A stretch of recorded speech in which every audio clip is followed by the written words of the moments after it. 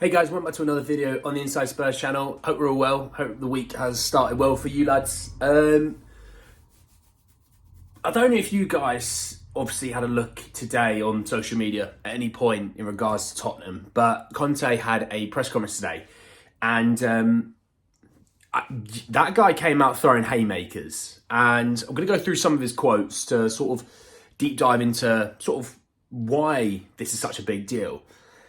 But the first thing I want to talk about is, I think a lot of people are saying, Conte out. And these same people were Poch out, these same people were Nuno out, these same people were AVB out, Redknapp out. They're very much a minority in the thing. I think anyone that sits there and says Conte should go is an idiot. He's the best coach we've ever had, if you think about it, in the modern era, before anyone cries. In the modern era, he is the most accomplished coach we've ever had, and it's not even close, okay? So the people going, let's get Poch back in so we can have another 5.5 years of not winning anything. I mean, I think people forget how poorly the Poch side was playing toward the end. We were papering over cracks in a massive foundation of a wall with sellotape in that Champions League final run, because I tell you what, from away from home that season, we were pathetic. We were awful that season. Next season follows in. We didn't invest properly, and guess what? We went backwards. And a key bit of that is we did not invest. So you see, a lot of this has come down to not getting correct investment. And when we do get in some investment, investing it poorly. And I think this is actually something that leads nicely into one at the starting point of Conte's quotes. So he mentioned, how that he has to sit there and he has to answer the same question over and over and over. And he kind of compared it to Italy. So he said, in England, I think there is a bad habit that there is only the coach to speak. I've never seen the medical department come here and explain that this player is having difficulty to recover. I never see the club or sporting director to come here and explain the strategy and the vision of the club. In Italy, every game before the game, there is a person from the club who goes with the media and then has to answer many questions. For us, it could really be better, because otherwise we put every time our face, and there's only one face to show. Now, I love that because he has absolutely called out many people there. He's never been a fan of our medical team. For some reason, we seem to have every injury under the book and we don't seem to get people back quickly enough. So he's called them out, which I really like. But he hasn't finished there. Like I said, that was one haymaker. There are more to come. Don't worry about that. He goes on to say it means that if only the coach speaks, sometimes there can be misunderstandings. It could be good to have the club presenting to the media to speak. Maybe not every week, but every 15 days, once a month in this way. I love that. He could have just said every couple of weeks, but, we'll move on that one. It could be more simple for you, he's talking about the journalists, to understand not only one face or the same face. Believe me, it's difficult. Everything you try to tell, it could be a criticism or something wrong or something negative. This is not the truth. Now, what I like is that he has started to call out the higher aboves to say, why don't you come down and put your face down here and answer a few questions as to why maybe things aren't going correctly. Instead of hiding behind this invisible shield that you've developed, why don't you come down and answer a few questions? When was the last time you heard Daniel Levy speak? When was the last time you heard Fabio Paratici speak? I haven't heard any of these guys. In the summer, Paratici hired this mammoth staff to work underneath him. It is, to give you the exact date, it is January the 17th. We're actually over halfway through this January transfer window. It only lasts a month. You had the whole World Cup to scout players, as well as the build-up from last summer. January 17th, we've not even had a bid accepted for anyone. What? It's ridiculous. And then also he was talking about how, he talks about the club and how we're sort of doing. He says, what I can tell you is one thing. We are working really hard every day for this club. Then if there's criticism, you have to accept it. It's difficult to understand what the criticism is. We are doing what we have to do in our possibility, but we have to accept it. My answer is always the same. I put everything on the players to do the same for the club and for the fans.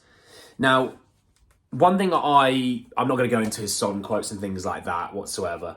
One thing I don't really agree with, I'd say, is the nice way of going about this. What I don't agree with is how How the hell can you boo us? How the hell can you be upset with us? That's unacceptable that you're upset with us.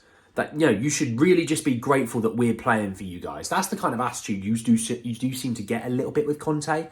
You should be grateful. Right, first and foremost, we've been shite for about 2 or 3 months. So the idea that you can beat Crystal Palace 4-0, fantastic. The first 45 minutes was the most boring 45 minutes I could possibly have watched. I'd rather have watched paint dry. Simple as that. How can you talk about how we went, 10 to 12 games of not scoring first and not keeping a clean sheet? So you see the issue there. You're saying that, we're such a great team. We're playing so great. Then why are we behind Manchester United? Why are we behind Newcastle? Why are we behind Arsenal? Those 3 teams all finished below us last season. Just because we're above Chelsea and Liverpool this season doesn't make a difference. We're just as piss poor as those 2 teams. Simple as that. So this idea that, we've done nothing wrong, we're doing fantastically well, you have to support us. No, we don't. No, we don't. Until you start to dominate some games, you don't deserve jack, mate. I'm just simple as that about that. Now, I'm one of Conte's biggest fans, okay? But that's as simple as that, all right? Anyway, now, in regards to, look, we've got obviously a big game coming up on Thursday night, okay? Look, it's going to be a brutal game, if I'm honest. City have hit some, bad run of form, 2 games. That's their bad run of form. Ours is like 6 or 7 games. There's 2 levels to this game. That's going to be a difficult game. We're not going to have new players in for that game, and our players that are fit aren't playing well. So it doesn't really matter, right? What I want to touch on a little bit is, and this came from Matters to Gold, is this whole thing of the board or the higher-ups thinking they're doing a really good job. He even said that this is basically about Daniel Levy, Paratici, all these guys, that they have done nothing wrong and they're doing a very good job. Like, mind blown. We finished second twice in a row in the Premier League. We were in the Champions League final. That's a distant memory, right? It was only a few years ago that we were in the Champions League final, and now look at us. We were in the Conference League and we got knocked out in the group stages. So don't tell me they're doing such a great job. Oh, well done, lads. Yeah, we're not in the top 4. Well done, lads. We never seem to actually get any proper world-class players in. I mean, Kane's off in the summer. It's been already touted through the media. If Spurs get a good enough offer, they won't stand in his way this time. See, this is the Gareth Bale situation. We have one world-class player, and you basically refuse to actually surround him with anything else. There's no reason why we couldn't have Min Son on the left, Kane through a centre, Kulusevski. I'm fine with him being there, but there's no reason why behind him we don't have a rock-solid defence that when those guys aren't firing, we're not letting them in the other end, And I would say actually through the years, Lloris has been very good, but Lloris has been sitting behind some naff defences for the last few years. Forget the time where we had Rose, Walker, Alderweireld and Vertonghen. Look at the period that he's had in front of him recently, in the last sort of 2 years, maybe 3 years. It's been slap bang average, if I'm honest. The team has been pathetic, okay?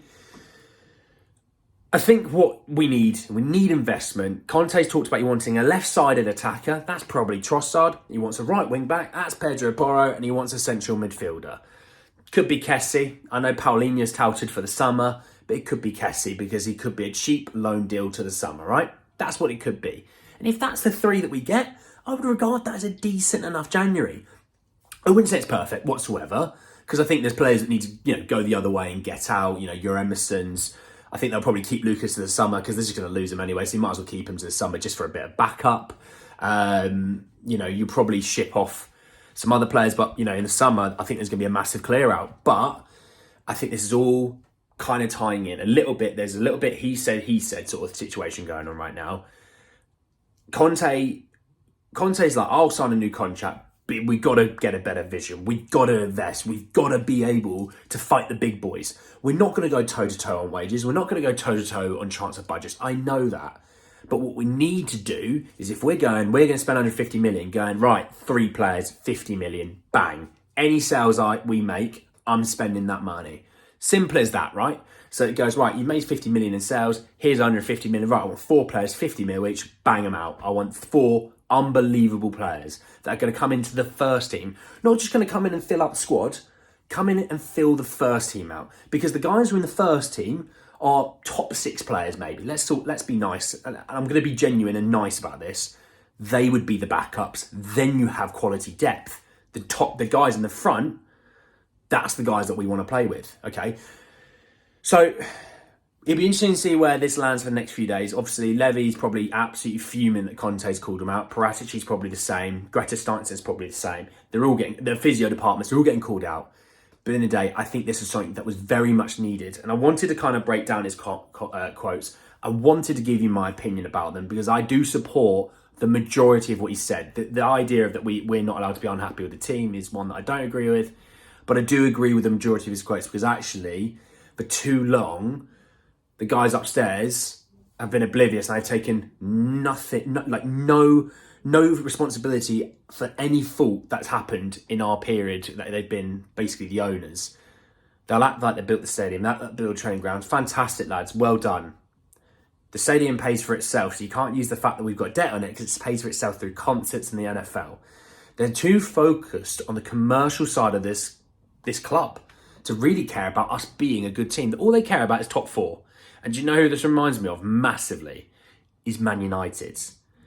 Man United, for their owners, Glazers, only cared about top four because it made them so much money and the sponsors would be happy. The more money, the more you're in the Champions League, the more money you make. If you drop out of the Champions League, the sponsors can take out some of their investment because they say, look, you're not going to get as much exposure, therefore we're not going to give you as much, right? We evidently still need top four football. This season, it's either going to finish top four or win Champions League. Can you sit there and think we're going to win the Champions League? I could probably name you a good handful of teams on two different hands that are better than us. AC Milan probably right now are better than us, and we're playing them next. Obviously, it's February 14th, Valentine's Day. So I think he's done the right thing. I think, to be fair, this kind of comment has come out a few times in the past. You know, Pochettino in the end didn't really get on with Levy. Mourinho had a difficult with Levy. AVB didn't get on with him. I know Redknapp didn't get on with him. You can see a common denominator here. That a guy that goes, yeah, we're desperate to become top team. We want to win the Premier League. We want to do these things. A manager who comes in with ambition goes, oh, fantastic. I've got a club here. They're desperate to do it. And then 6 months in, they go, I had about 5 mil to spend in the summer. Man City spent 250 mil. How am I supposed to compete with that? And that's the issue. That they're this idea that we shouldn't have to compete with them in terms of spending money. I don't even think our academy at times is good enough. You look at Chelsea's youngsters that have come through in the years. Absolutely outrageous ballers.